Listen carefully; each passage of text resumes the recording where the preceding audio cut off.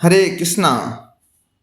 तो आज आपका प्रश्न है, पाप और अपराध में क्या अंतर है। ये बहुत ही महत्वपूर्ण जिज्ञासा है, इसलिए हम सबको बहुत ही सावधान रहने की जरूरत है। पाप उसे कहते हैं जो शास्त्रों के नियम के विरुद्ध हो, जैसे चोरी करना, झूठ बोलना, मांसाहार करना, नशा करना, अवैध स्त्री पुरुष कर्म करना, जुआ खेलना। ये सभी क्या है? पाप कर्म हैं और यह हमारे आत्मा के कल्याण के लिए बहुत ही बाधक हैं। जो व्यक्ति पाप कार्यों में लगा रहता है वह आध्यात्मिक जगत में आगे नहीं बढ़ सकता, और वह जीव, पाप करने वाला जीव, इस भौतिक संसार में कष्ट में ही रहता है और भौतिक संसार का बंधन भोगता रहता है। कर्मणा दैव नेत्रेण जंतु देहोपपत्तये स्त्रिया प्रविष्ट उदरम पुंसो रेतः कणाश्रयः। जीव अपने पाप और पुण्य के अनुसार, कोई भी जीव किसी माँ के गर्भ में इंटर करता है, जाता है, तो केवल अपने पाप और पुण्य कर्म के अनुसार तथा भगवान के निर्णय से किसी स्त्री के गर्भ में प्रवेश करता है।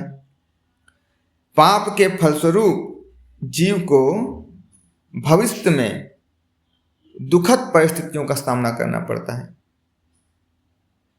जैसा जैसा व्यक्ति पाप कार्य करता है उसको इस जीवन में वैसा ही उसका फल मिलेगा। जो ज़्यादा पाप कार्य करते हैं, ज़्यादा आवारागर्दी करते हैं, उनको भगवान रोग का गिफ्ट दे देते हैं, दरिद्रता का गिफ्ट दे देते हैं, गरीब बना देंगे, खाने पीने की चीज़ें नहीं रहेंगी, जीवन जीना दुर्लभ हो जाएगा, भिखमंगा बना देंगे, हाथ पैर ले लेंगे, कभी एक आंख ले लेंगे, कभी एक किडनी ले लेंगे, और वह पापी व्यक्ति इस भौतिक संसार में जन्म मृत्यु के चक्कर में चक्कर लगाता रहता है। इसका सलूशन क्या है? अगर हम इन सारे पाप कर्मों से बचना चाहते हैं, केवल एक ही मार्ग है। हम क्या करने लग जाएं? भगवान का शेल्टर ले लें, भगवान के नाम का जप शुरू कर दें, एकादशी व्रत शुरू कर दें, भजन कीर्तन में लग जाएं। ये सब करने से हमारे पाप धीरे धीरे नष्ट हो जाते हैं और हमारी चेतना शुद्ध हो जाती है, और हम भजन कीर्तन में लगने के कारण हमारे सारे पाप कार्य हम भूल जाते हैं। जैसे बहुत सारे उदाहरण हैं। मृगारी, नारद मुनि की कृपा से मृगारी जो जब जीवों को हलाल करता था, वो जब देखता था तो बड़ा आनंद उसको मिलता था। लेकिन ऐसे ऐसे व्यक्ति भी जब भगवान के नाम का सहारा लेते हैं तो क्या बन जाते हैं? शुद्ध बन जाते हैं। अपराध, अपराध वह है जो हमारे भक्ति में बाधक बनता है। शास्त्रों में कहते हैं, पाप तो अगर हम पाप कार्य कर रहे हैं तो भजन कीर्तन करने से पाप खत्म हो जाते हैं, लेकिन ये जो अपराध है, जब हम अपराध करते हैं तो भजन कीर्तन करने से अपराध नहीं जाते। जैसे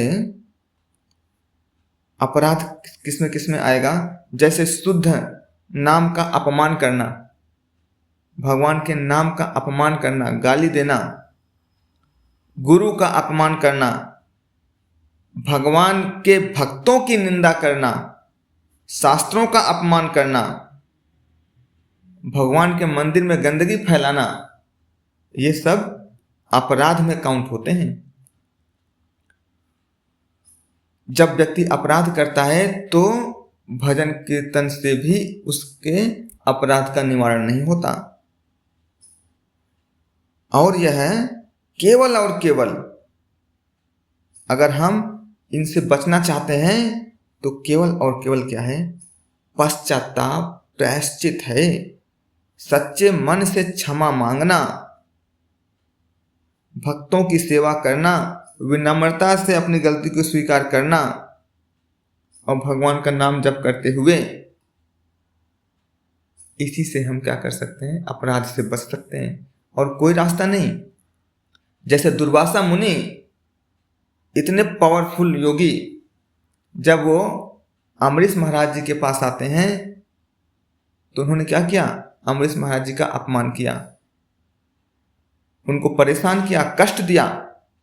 जब यही दुर्वासा मुनि भागते भागते भागते सुदर्शन जब उनको पीछा कर रहा था, तो जब वो भगवान विष्णु के पास पहुंचते हैं, भगवान विष्णु कहते हैं भैया ये मेरे बस की बात नहीं है, क्योंकि उन्होंने पाप नहीं किया था, उन्होंने अपराध किया था अम्बरीश महाराज जी के प्रति।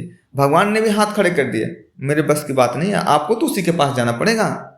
फिर फाइनली दुर्वासा मुनि अम्बरीश महाराज जी के पास आते हैं और दंडवत प्रणाम करते हैं, तब जाकर वो अपने अपराध से बच पाते हैं।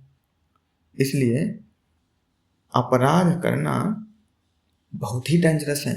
अपराध करने का मतलब कि आप बहुत ही सुंदर फुलवारी में हाथी को घुसेड़ दिए।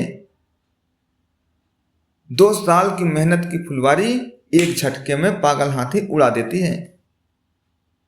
उसी प्रकार से हम खूब भजन कीर्तन कर रहे हैं कई सालों से, लेकिन अगर हमने भक्तों के प्रति अपराध कर दिया, गुरु के प्रति गुरु का अपमान कर दिया, भक्तों की निंदा कर दी, तो फिर क्या होता है? हमारी भक्ति वहीं पे ठप हो जाती है, उससे आगे नहीं बढ़ पाते, इवन कि नीचे जाने लग जाते हैं। इसलिए हमें पाप से भी तो सावधान होना ही है, लेकिन उससे भी ज़्यादा हमें अपराध से सावधान होना है। अगर हम पाप करने की प्रवृत्ति से बचना चाहते हैं तो भजन कीर्तन में लगे। अगर हम अपराध से बचना चाहते हैं तो शरणागति, क्षमा भावना, प्रायश्चित, अगर ऐसा अपराध हो जाता है तो क्षमा मांगे, विनम्र बने रहें। ये सारी चीज़ें ना करें। अपराध की सारी चीज़ें जैसे शास्त्रों का अपमान, भगवान के भक्तों की निंदा, गुरु का अपमान, इनसे अगर हम बचे रहेंगे तो हम क्या कर सकते हैं? भक्ति में बचे रहेंगे और आगे बढ़ते रहेंगे तीव्रता के साथ। तो ये है पाप और अपराध दोनों में अंतर, इतना विशाल अंतर है। जगत गुरु शिला प्रभुपाद की जय।